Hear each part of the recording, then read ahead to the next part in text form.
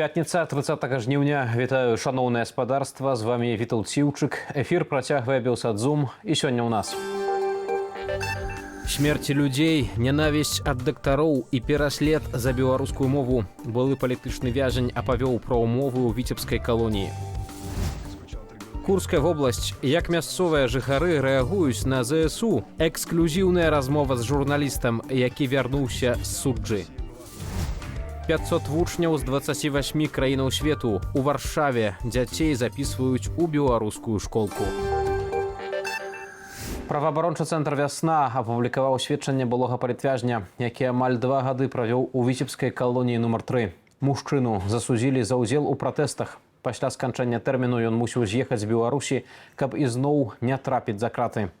Былы палітзняволены апавёў, што вязняў у віцебскай калоніі пазбаўляюць права на медычную дапамогу і прымушаюць выконваць цяжкую працу. Здараюцца і збіванні. Датычыць гэта не толькі палітычных, але і тых астатніх, хто сядзіць у штрафным ізалятары. У калоніі працуе псіхолог. Атрад неяк ішоў на прамзону і падышлі да псіхолага спытаць, чаму звычайныя вязні могуць зняць прафулік, як схільныя да самагубства, а палітычныя не могуць. А ён кажа: «Я наагул не разумею, чаму вас не расстрэльваюць». Мужчына быў у калоніі ў той час, калі там памёр палітычны вязень Мікалай Клімовіч. 61-гадовы блогер з Пінску меў інваліднасць другой групы, перанёс інсульт і аперацыю на сэрцы. У зняволенні ён вытрымаў крыху больш за 2 месяцы. Я чуў пра смерць Клімовіча. Я тады ўжо ў атрадзе быў. Мяркую, ён мог не вытрымаць этапу, бо там таксама асаблівае стаўленне да палітычных. У палітычных ува ўсіх за спінаю кайданкі з торбамі. Вось калі кажуць, што ў цягніках людзі як селядцы напханыя, там у прамым сэнсе гэтак. Калі кабінка на 4 чалавекі, а піхаюць туды 20, то гэта сапраўды так. А яшчэ і з гэтымі торбамі вялізнымі.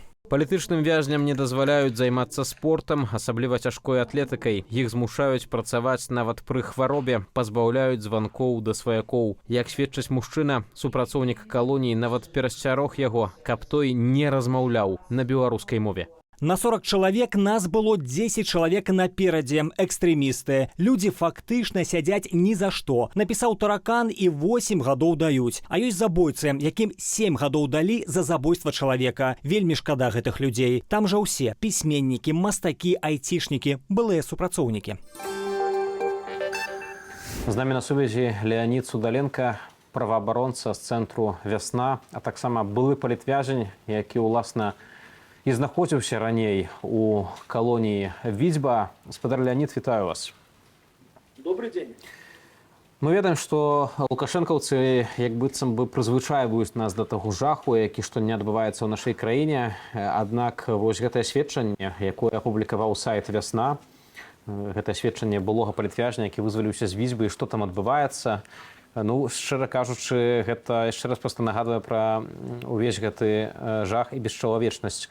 У прыватнасці, палітвязень распавядае пра тое, што ён чуў пра смерць Мікалая Клімовіча. Гэта яшчэ адзін чалавек, асуджаны з палітычных прычынаў, які памёр, уласна, у калоніі. І што ў адзін дзень падчас этапу памерла 3 чалавекі, бо у вось гэтую кабінку, разлічаную на 4 асобы, піхаюць па 20 асобаў. Што гэта, калі не свядомае забойства? Так, я таксама ў той час, калі Мікалай Клімовіч памёр у калоніі ў Віцьбе, я таксама там знаходзіўся. Ён памёр на карантыне, поэтому, канешне, сустрэцца з ім было немагчыма. Чаму ён памёр, цяжка зараз сказаць, але я пацверджую тыя словы, што умовы этапирования осудженных до места отбывания покарания насамрэч з'яўляюцца жахлівымі. Ну просто вось гэтыя людзі у пагонах, якія там працуюць, здаецца, яны з іншай планеты спусціліся на землю. Яны просто вось як тыя сабакі, просто або абыходзіцца з асуджанымі, уяўляеце, усім палітычным кайданкі застёгваюць ззаді, так, гэта вельмі незручна, і нават на ночы гэтыя кайданкі палітычным не здымаюць. На шматлікія просьбы, напрыклад, адвесці ў прыбіральню, таксама яны не рэагуюць. Бывалыя зэкі давалі такія парады, каб бралі пластык з сабою, пластикавую бутэлькі з-пад вады, дзеля таго, каб можна было хоць якімсьці чынам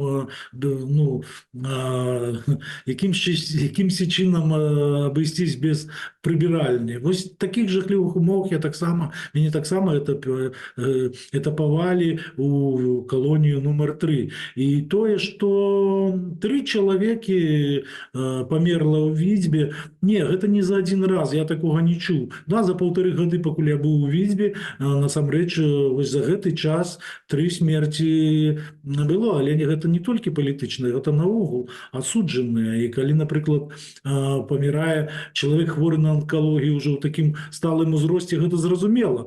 А калі памірае малады мужчына 34 гады, які з вечара лёг, а з раніцы ўжо халодны, не прачнуўся, гэта пра што сведчыць? Пра тое, што адсутнасць поўная медыцынскай дыягностыкі, так, яго своечасова не дыягнастыравалі і не выявілі тое захворванне, якое врэшце рэшт прывяло да смерці. Яшчэ адно сведчанне – гэта словы псіхолага, калі да яго падышлі палітвязні. Ён сказаў: «Я наогул не разумею, чаму вас не расстрэльваюць». То бок, вось чалавек, які тэарэтычна павінен дапамагаць вязням, такія рэчы гавораць. Спадар Леонід, таксама вось з вашага досведу, як можна ўвогуле патлумачыць гэтую нейкую шалёную нянавісць і такое чалавека-ненавісніцтва? Адкуль бярэцца яно ў гэтых людзей, якія засядаюць у адміністрацыі за кратамі? Сярод супрацоўнікаў калоніі ёсць розныя людзі, у тым ліку і тыя, пра якіх вы кажаце. Яны вось падкрэсліваюць, яны паводзяць сябе як не людзі, да, вось у дачыненні да асуджаных. Што тычыцца псіхолага турэмнага, мне аднойчы давялося таксама у калоніі нумар 3 з ім мець стасункі. Яксьці у аўторак, добра ведаю, мяне выклікалі ў клуб, дзе сядзяць знаходзяцца гэтыя працоўныя месцы гэтых псіхолагаў. Ён паставіў стакан вады, даў мне сурфетку, падаў тэлеграму і выйшаў з пакоя. Гэта была тэлеграма пра тое, што у мяне памер бацька. Я ведаю, што мой бацьку я яшчэ на волі пахаваў, гэта бацька жонкі. І ён памер у суботу, а тэлеграму аддалі толькі ў аўторак. Так, яны гэта тлумачаць тым,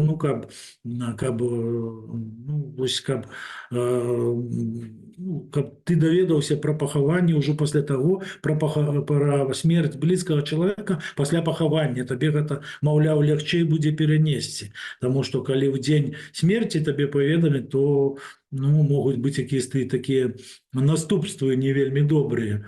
Зараз палітычных у той калоніі, дзе я быў, мабыць, 1/3. На 100 чалавек в нашым лагеры было 27 палітычных, так і па ўсёй калоніі. Поэтому стаўленне пасля 2020 года да палітычных вельмі змянілася ў горшы бок.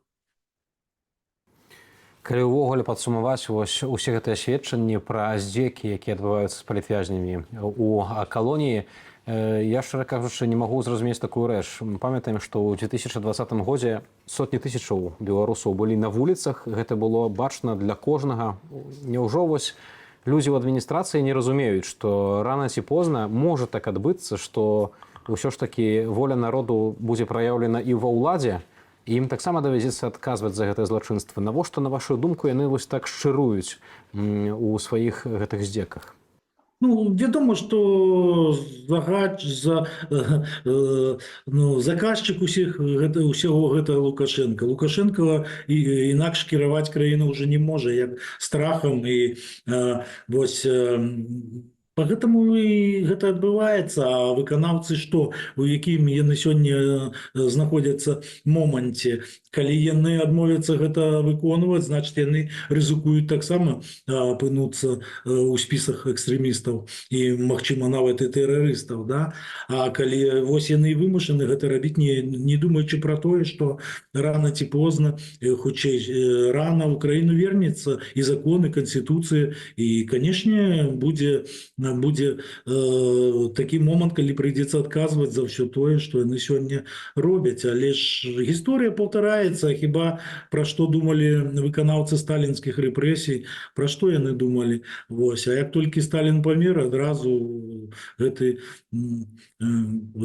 сталінскі титул ён быў развенчаны, да, і была вялікая палітычная амністыя. І любы, хто прыйдзе пасля Лукашэнкі да ўлады, ён у першы ж дзень подпіша все паперы дзеля таго, каб амністываць усіх палітычных і спыніць тыя вытворчасці крымінальныя, якія зараз ёсць.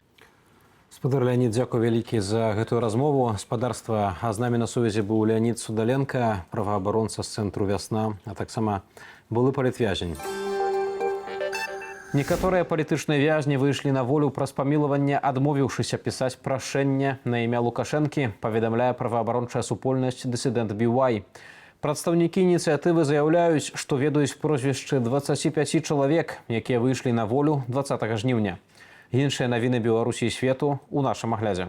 Суд Цэнтральнага раёну Менску прызнаў 3 кнігі Ігара Мельнікава экстрэмісцкімі матэрыяламі. Самога гісторыка, які ўжо паўгода як за кратамі, пачнуць судзіць 10 верасня за нібыта спрыянне экстрэмісцкай дзейнасці. Працягваюцца і суды за 2020 год. Гэтак у Бярозе за ўдзел у пратэстах адразу 4 асобаў скіравалі ў калонію. Кожная краіна еўразвязу будзе самастойна вызначаць ці здымаць абмежаванні на ўдары ўкраіны па тэрыторыі Расіі. Гэтак пастанавілі міністры замежных справаў Аб'яднанай Еўропы падчас нефармальнай сустрэчы ў Брусэлі. Паводле вярхоўнага прадстаўніка еўразвязу ў замежных справах Жузепа Бурэля, прычына ў тым, што не ўсе еўрапейскія краіны пастаўляюць дальнабойную зброю ў краіне. Польшча плануе на лета павялічыць выдаткі на абарону да рэкорднага ўзроўню. У праект бюджэту заклалі больш за 40 мільярдаў еўраў. Сума набліжаецца да 5% ад ВУП краіны. Сёлета абаронны бюджэт Польшчы складаў 4,2% ад ВУП. Гэта найбольшыя вайсковыя выдаткі як у НАТО, так і ў еўразвязе. Афіцыйна ў адсотках ад ВУП Польшча апярэдзіла нават Злучаныя Штаты. План бюджэту на 2025 год мусяць ухваліць польскія заканадаўцы і прэзідэнт краіны.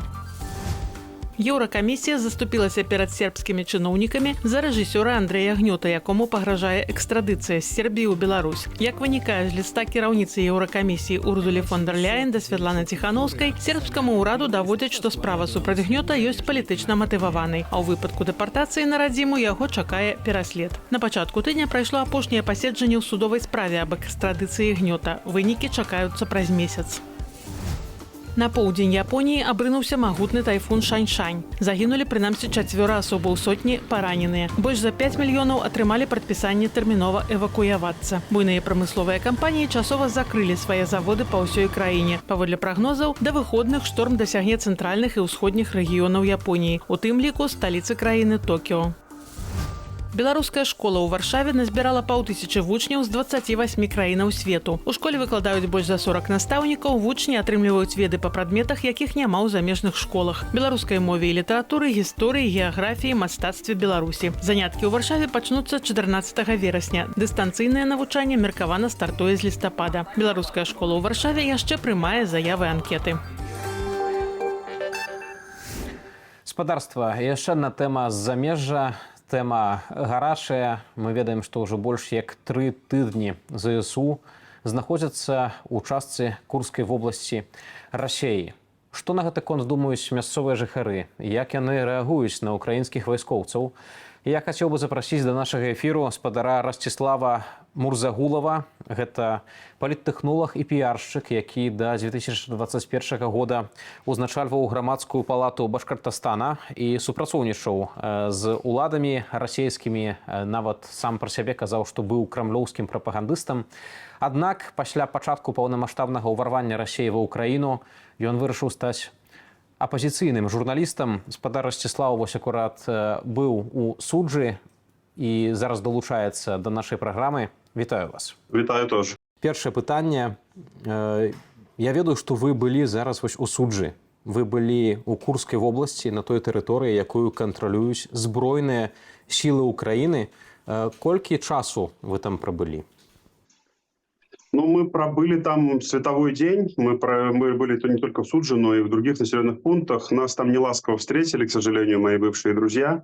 Судя по всему, пошла какая-то утечка о нашем там пребывании. Буквально на первом пункте нашей работы мы только вышли из машины, и сразу в нас прилетел дрон. Он чуть-чуть сбился с курса, потому что ребята, которые сопровождали нас, слава богу, они просто привязали на крышу такую штуковину, которая называется рэп, и она сбивает немного на подлете с маршрута FPV-шки, и она упала не на нашу машину одну и не на нашу вторую, а между ними. То есть так вот нам повезло. Вот, и, соответственно, я думаю, что, конечно, просто так такие вещи не случаются. Там сотни машин ВСУ ездят. А здесь, в общем-то, полили именно по двум гражданским. Они такие, они очевидно гражданские, без, собственно, вооружений и так далее, не в камуфляжной расцветке. Соответственно, я понимаю, почему, что там им скрывать, потому что, в общем-то, украинские войска там ведут себя абсолютно корректно, они воюют не с мирным населением. Все, что рассказывали пропагандисты российские о том, что там якобы ЗСУшники убивают мирное население, там везде валяются трупы, это все оказалось болтовней и выдумкой, потому что мы спрашивали в каждой деревне, где мы были, там как бы кроме сарафанного радио не осталось средств массовой информации, они активно это используют, они все знают, но друг от друга, грубо говоря, люди. Соответственно, если бы это происходило, а мы всем показывали свои российские паспорта, мы говорили, что вот мы из одной страны с вами, расскажите, что же наконец-то стряслось. Соответственно, они рассказывали, что никаких убийств, ничего такого, они культурно и вежливо с нами разговаривают, когда что-то нет, помогают лекарствами, там помогают водой, продовольствием. И, соответственно, то есть наоборот, то есть, грубо говоря, там решают гуманитарные какие-то проблемы. Вот, и вот, тут стало все понятно, почему им не нужны там журналисты, почему там вот эти вот летели новости о том, что любой, кто туда приедет, будет взорван фугасом там и так далее. Обманули только насчет фугаса. А так, в общем-то, сдержали свое обещание, в общем-то, в кои-то веке россияне и прислали нам в голову бомбу, но ни чуть-чуть не попали, слава богу. Ростислав, ось вы кажаце пра мясцовых жыхароў, а як яны ўвогуле рэагуюць на збройныя сілы Украіны, якія ўвайшлі ў вобласць? Смотрите, люди, конечно, живут очень тяжело. То есть нету электричества, нету газа, нет мобильной связи, нет работающих магазинов. Там они, как сами говорят, мы разграбили пятерочку, там еще что-то. Но там все уже заканчивается, и продукты портятся, электричества-то нет, и там вонь стоит ужасная, туда зайти невозможно. Соответственно, но при этом на украинских военных реагируют следующим образом. Я чтобы не сочинять ничего, просто расскажу. Да, мы приехали там на где-то 3-й пункт нашего маршрута. Там довольно много в деревне этой жило население. И увидев военных украинских, они не разбежались в рассыпную, они напротив всей улицы туда собрались и стали расспрашивать ребят, что есть, дайте сухпай, дайте воды, дайте лекарства там от того, от этого.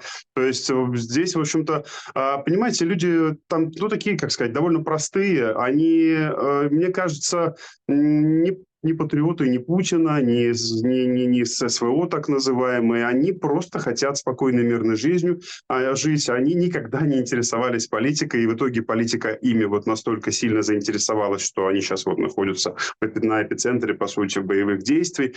Собственно говоря, конечно, сейчас начинают прозревать, начинаешь разговаривать. Ребята, а вообще все это надо было? Нет? Да нет, конечно, не надо было. А вы как-то возмущались? Да нет, мы не возмущались, мы в политику не лезли. То есть, понимаете, это обычная такая история для России. То есть гражданского общества нет, все долго соглашались со всем, как вы правильно сказали и про меня, я тоже долго соглашался. Да, пусть там я никогда не пиарил там войн или там каких-то там кровавых других действий, а вроде как там, Олимпийские игры, что-то такое хорошее, да, но тем не менее я тоже поучаствовал в этом всем, да, в становлении этого отвратительного механизма российского государства, которое в итоге привело к этому, но я тоже не сопротивлялся. Соответственно, мы все и довели страну до того, что сейчас там происходит то, что происходит, то, что я описываю. Скажите, калі ласка, ці сапраўды такая некая трансфармацыя ў свядомасці мясцовых людзей прыйшла разам з тым, калі вось рэальныя баявыя дзеянні аказаліся побач, так што гэта не ў тэлевізары, а вось канкрэтна на іхнай тэрыторыі. Я ведаю, што там і раней яны напэўна бачылі ракеты, бо гэта памежжа з Украіны, але вось каб наземныя войскі былі ў іх каля іхнага двара, гэта напэўна іх павінна было шакаваць. Это дуже гарное питание, знаете, потому что они сначала, у них когда спрашиваешь, а когда война-то началась, они все говорят, все куряне, с кем мы поговорили, все говорят 5 августа. У меня первый раз глаза на лоб вылезли, а второй раз я спрашиваю, точно 5 августа, не раньше? Нет, не раньше, 5-го, вот, в ночь такого-то зашли. Я говорю, ребята, а ничего, что уже 3-й год война-то идет? Ну это же далеко от нас. Понимаете, и вот в этом, к сожалению, вся трагедия сегодня российского народа. То есть он зомбирован настолько, что у каждого лишь бы вот меня не трогали, а там власть пусть делает, что хочет, на кого хочет нападает, кого хочет убивает. И точно так же сегодня для всех остальных россиян нет никакого дела до того, что творится в Курской области. Посмотрите, они занимаются своими делами, Путин ездит, яблоки пробует, там в остальных регионах, куда дрон в этот день не прилетел, значит, они все тоже, у них там тут праздник, тут шаман за 16 миллионов, тут еще что-то. И вот так вот они и живут. Собственно, прозрение, конечно, дается очень и очень высокой ценой России, но когда-то все равно оно охватит всю страну, поскольку, конечно, этот карточный домик путинский развалится, потому что, конечно, ни один человек, ни один диктатор не выдержит вот такого вот натиска всего цивилизованного мира, который, да, понятно, где-то там с оговорочками, где-то кто-то зарабатывать дальше пытается на сотрудничестве с Путиным, но тем не менее все-таки додавят, я думаю, этого диктатора, как и вашего белорусского диктатора, как и всех остальных диктаторов мира, потому что все же я верю в то, что какие-то здравые мысли в головах истеблишмента мирового, они возобладают, и все поймут, что сегодня у нас водораздел. Либо эти все диктаторы вот этим своим клубом злых и плохих людей устроят на планете что-то кошмарное, либо все остальные соберутся как-то силами, откажутся от договорников и заработков на этих злых силах и приведут планету во что-то более или менее адекватное. Калі вяртацца таксама вось да меркавання жыхароў у Курскай вобласці, там дзе ёсць збройныя сілы Украіны, вось як вы з імі размаўлялі, ці яны штосьці ўвогуле думаюць пра сваю будучыню, пра тое, што далей будзе адбывацца.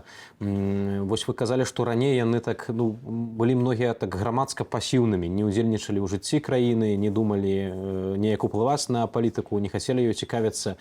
Вось цяпер, што яны думаюць пра заўтрашні дзень, што яны мяркуюць?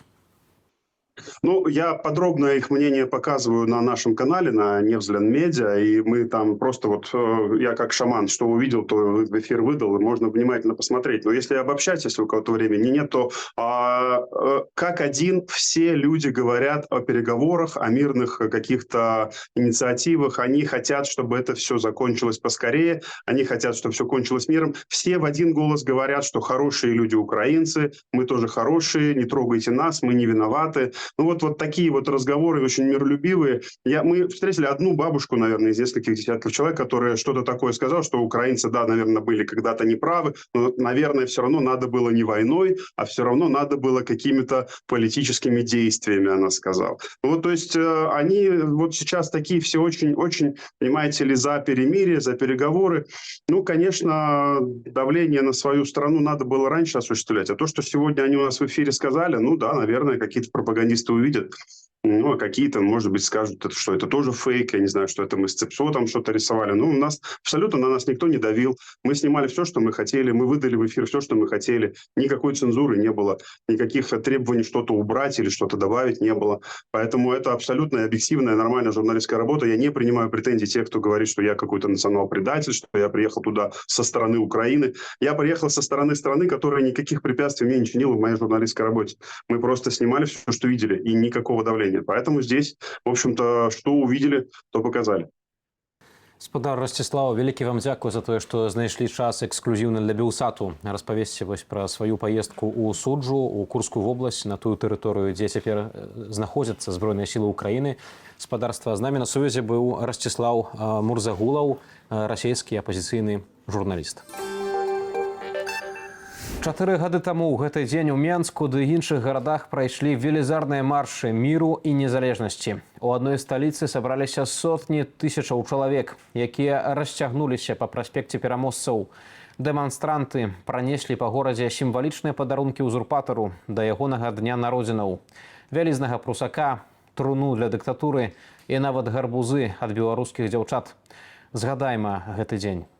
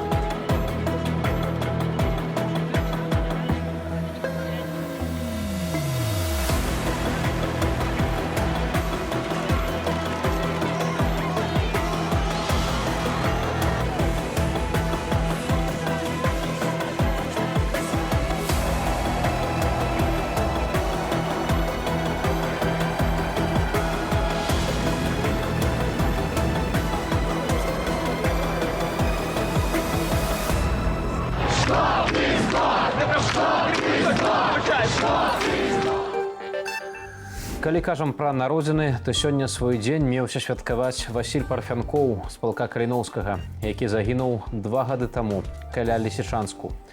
Вечная памяць беларускаму ВРУ.